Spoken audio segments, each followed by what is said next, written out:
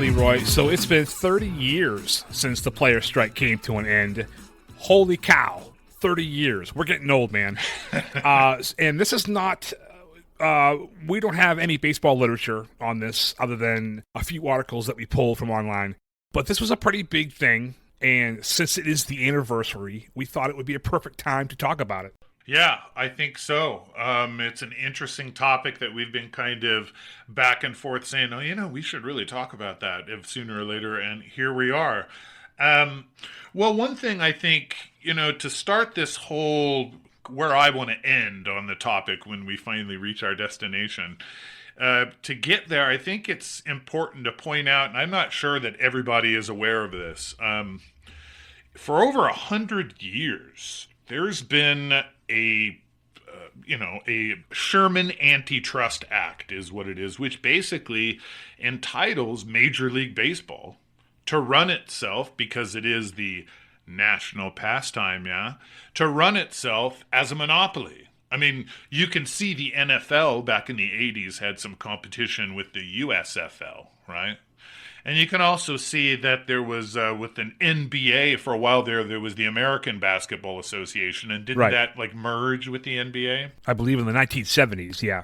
Yes, but one thing that Major League Baseball has always had going for it was this protection, as the pastime under the Sherman Antitrust Act, to allow Major League Baseball to hold itself together from any, business or economic problems within that might pull itself apart. Wow. I didn't know about that, but that is crazy, man. I mean, how is that even legal?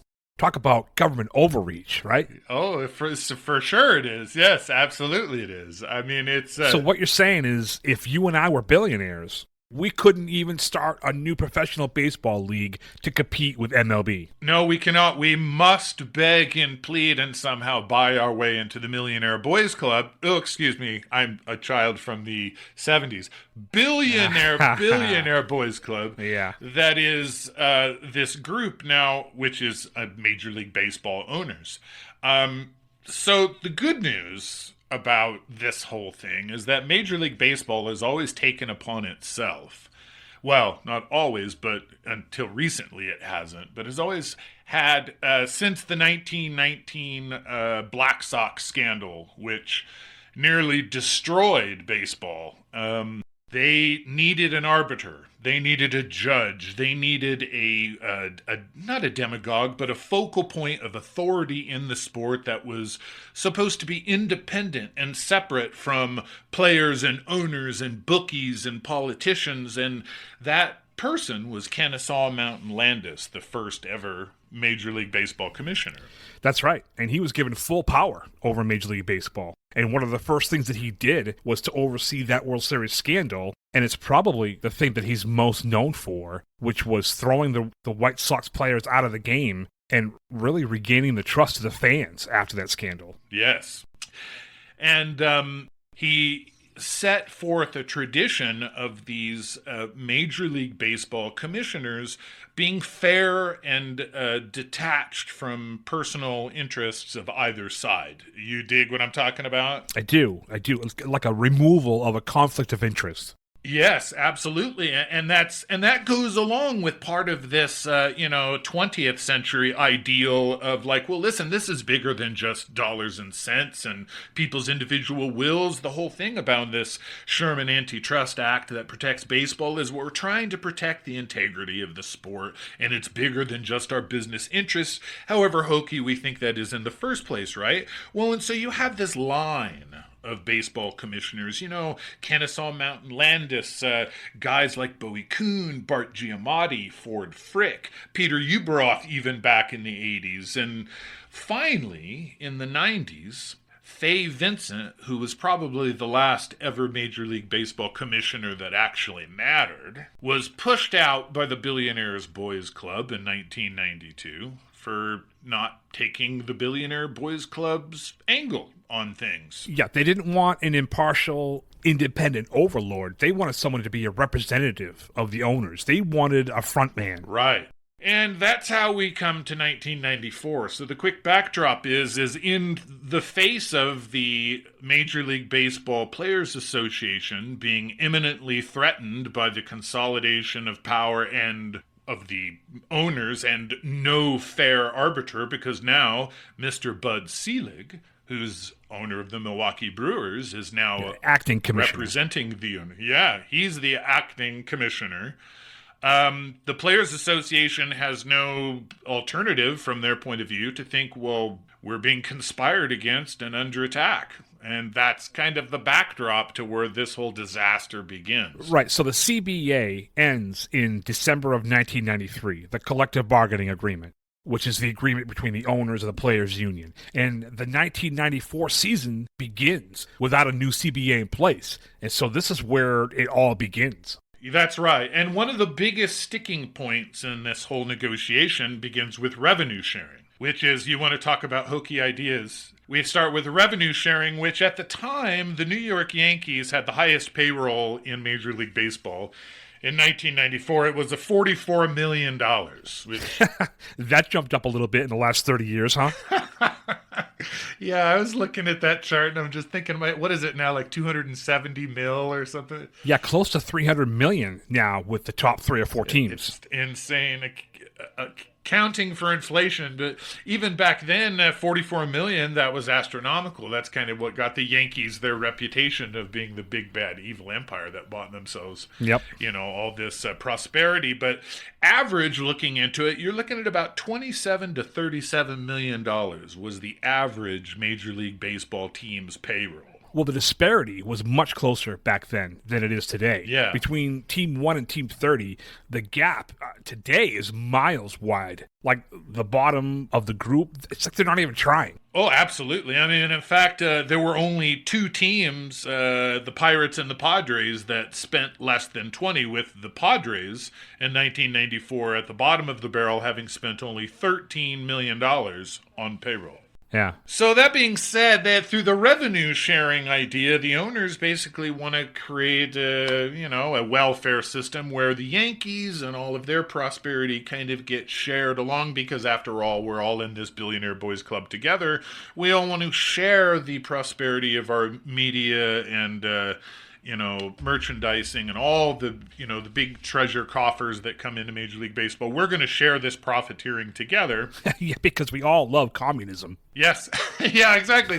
Because, that's the American way, apparently. And another thing that was part of the issue leading up to the strike was the owners were wanting to put in a salary cap, and the players were totally against that. Yes. And you put a cap on a team, and now what was the sky's the limit for player salaries is no more, because the team is capped out. Right, yeah, right. In order to make the revenue sharing thing work, like the big owners have to say, well, hey, there's got to be, and it's funny, there's no minimum, but ultimately there's got to be an amount that stops so that the lesser owners can't get completely skunked.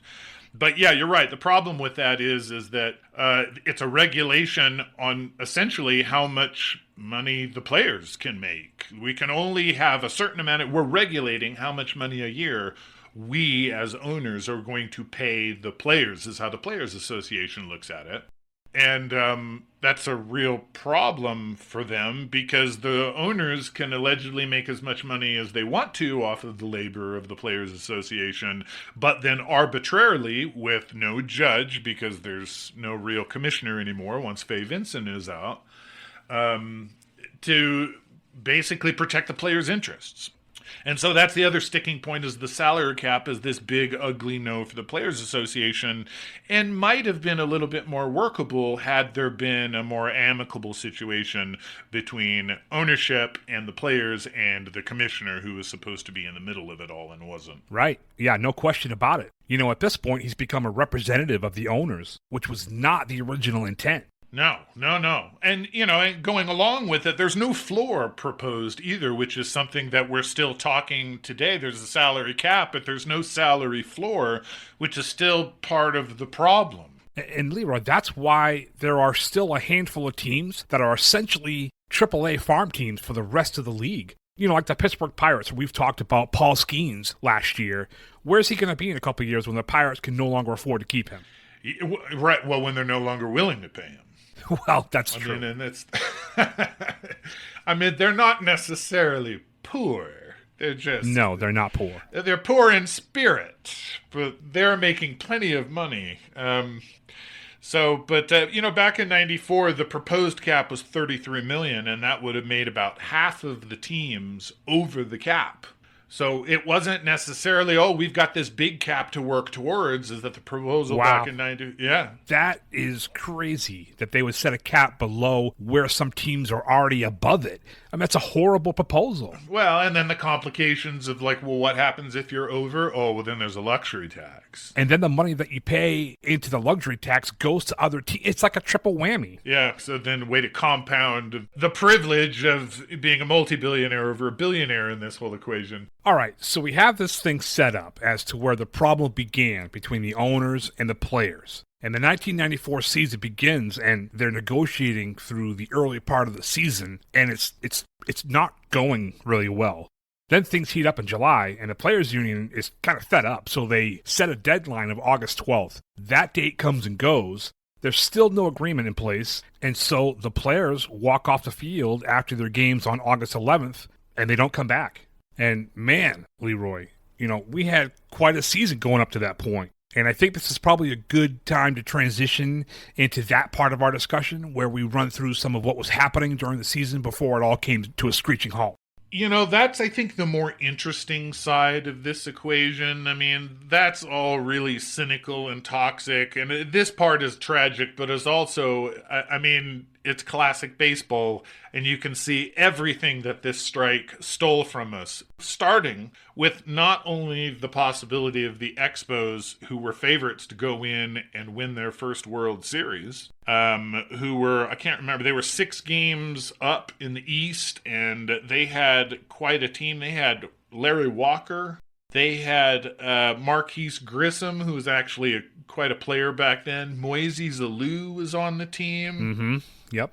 They had John Wetland, who was the closer for the Yankees a few years later. They had Pedro Martinez. Oh, Pedro. Oh, how could I forget? Pedro Martinez was their ace. And you don't want to talk about not just it cost the Expos that possibility of going to the World Series, but when you see the effects of the 1994 strike on the overall enthusiasm for baseball in general, you could probably make an argument that 1994 strike might have cost baseball in Montreal altogether. Oh, they never recovered. They never did. Yeah, the strike did them in. Yeah. The Expos going on to win a World Series, I think you have a different outcome in Montreal. Yeah, who knows how that changes things, right? I mean, if they win in 94, they may never leave. Well, and ironically, the last time that the Expos had ever been doing that well was in 1981, which, of course, was another strike season.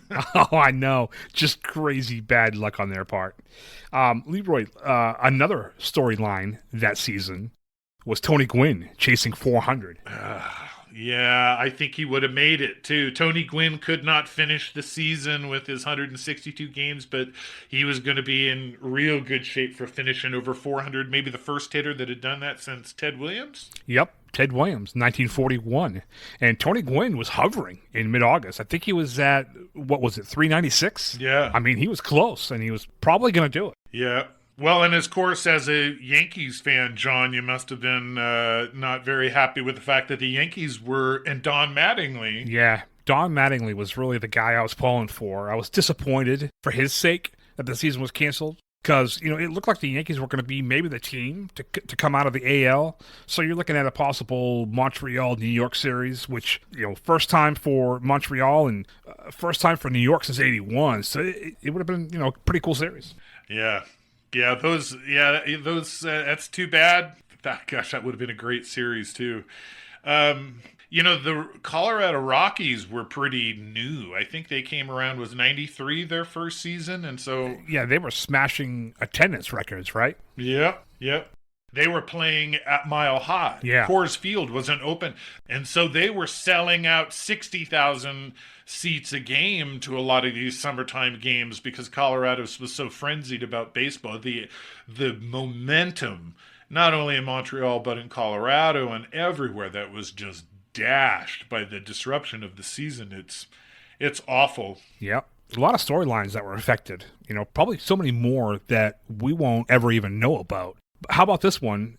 Jeff Bagwell actually benefited from the strike. He broke his hand 4 days before the strike began. He was going to miss a significant amount of time, which, if the season had continued, probably would have been passed by several players in several stat categories. But because of the work stoppage, he won the National League MVP.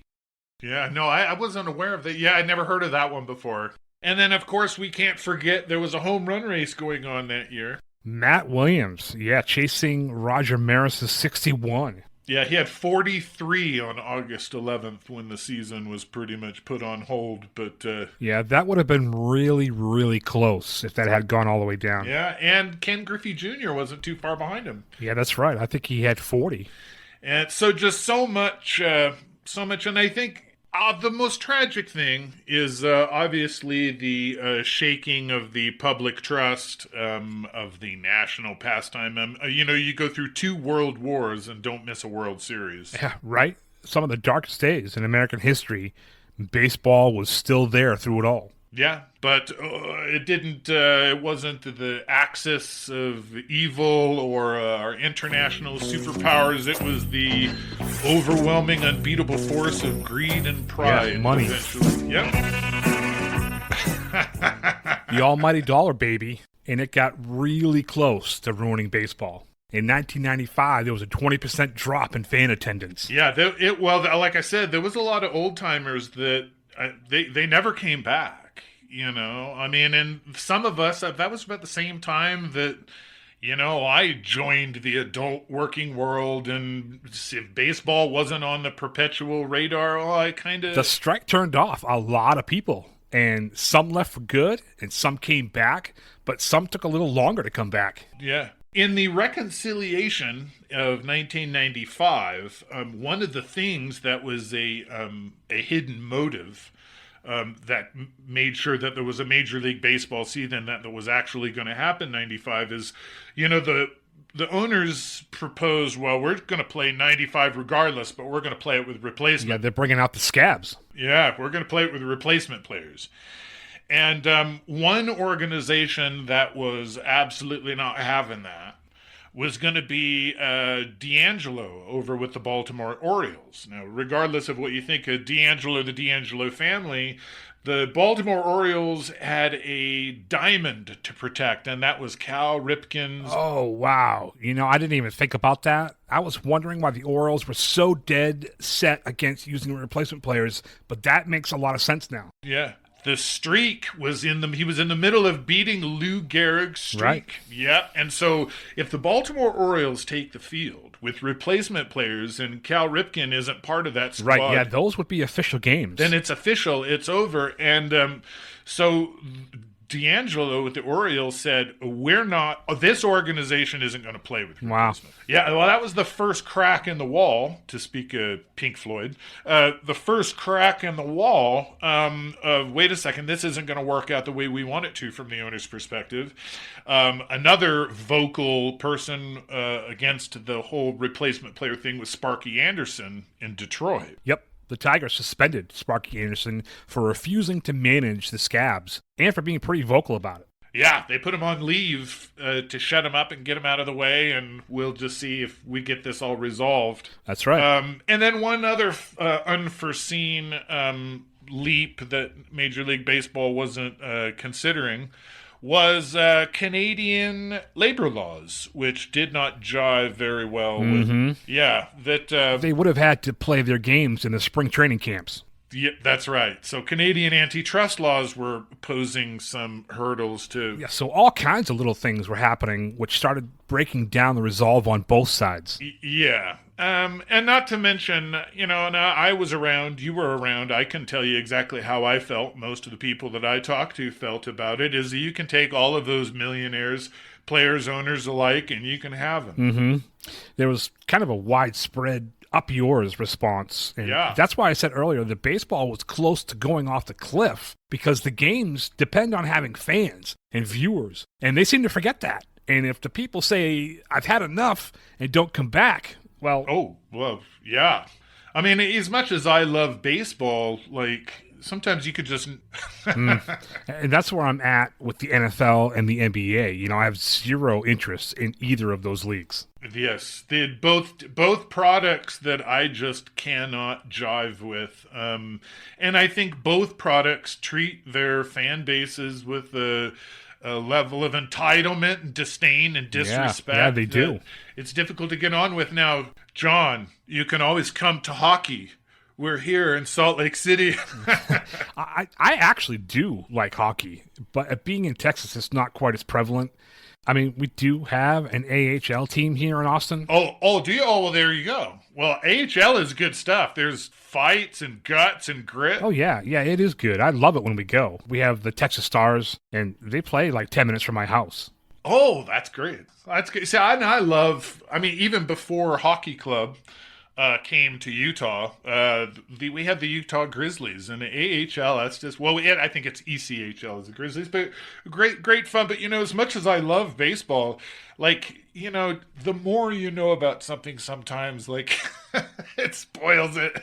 Yeah. But baseball, I do have an undying affection. It's my sports bride, along with the awful Los Angeles Angels, which I apparently cannot amputate my heart from, no matter how bad they reek. I mean, I respect the dedication, but if you're going to follow a perennial loser, you could have chosen a team that's at least a little bit cooler.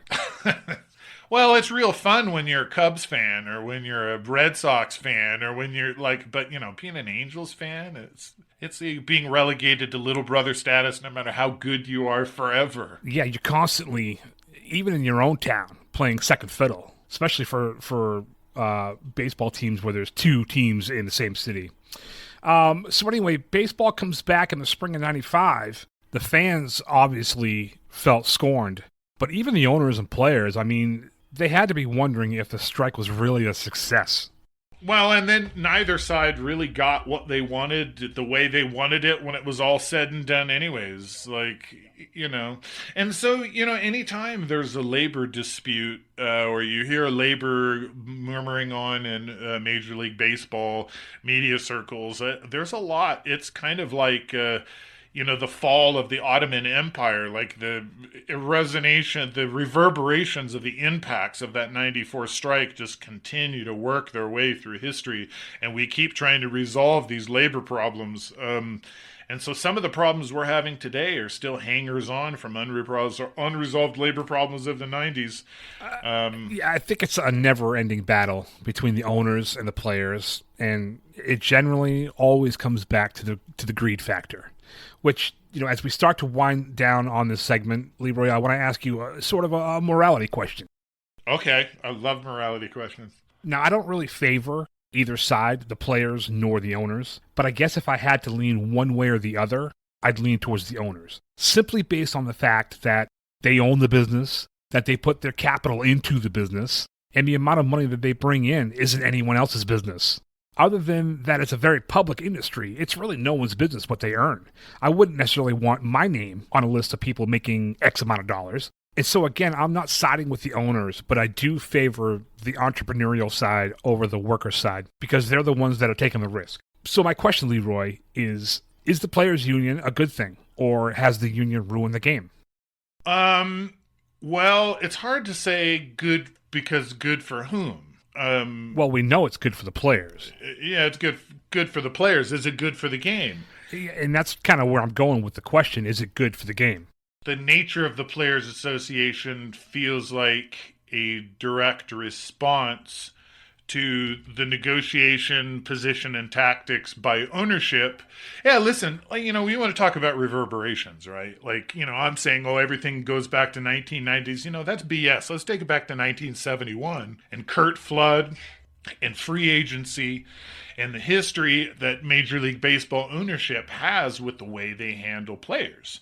I mean, can you imagine if you were a bricklayer and once you got out of your apprenticeship as a bricklayer, there was a company that said, okay, we're the people who trained him. He'll never be allowed to work for anybody else but us, and we'll control how much he makes and which projects he works on. I use this analogy just because I'm adjacent to construction in my professional life. But I say that because if you take that analogy and, apply that towards the Major League Baseball players' perspective, it's exactly that.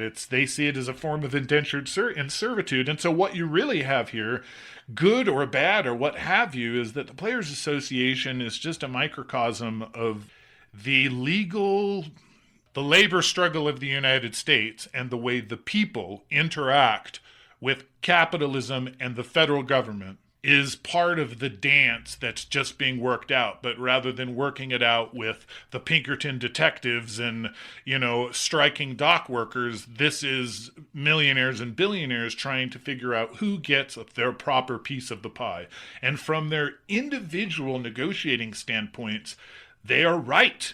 But sometimes being right isn't the same as doing the right thing. Yeah, I mean, look, I'm good with free agency. I think that for players to not be able to move about after their contract is complete is not a good thing.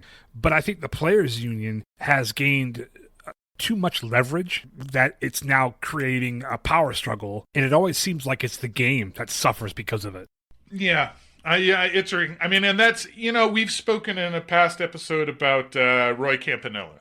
And that's something it seems like Roy Campanella maybe had a grace about him that he could understand, which is, he was obviously had a struggle, in his personal life and dealing with racism and lack of opportunity and, faced a lot of the same things as Jackie Robinson. But you could tell in our readings about Roy Campanella, his overwhelming gratitude for where he was and what was going on and how happy he was to be playing the game that he loved and interacting, in a team and, all these things that came along with being a baseball player in his position in life was enough to overwhelm his sense of indignity towards the way he was being treated. And I'm not saying everybody should be that way. I'm saying that that's what the exceptional heroes in our society can compose themselves to do. And I think that's a perfect way to close out this segment because, it's really easy to be jaded about the rich owners and the rich players fighting back and forth about things that, if you're a normal working dude, you're just happy to have the bills paid and have food on the table and have a little walking around money and a chance to take your family to the ballpark every once in a while. So thinking about guys like Roy Campanella and the way he played the game in the face of adversity, it's guys like that make fans like us stay with this great game that can so often not be worth the trouble. For more segments like this, check out our full episodes on any podcast platform. We are the Baseball Book Club. Thanks for listening.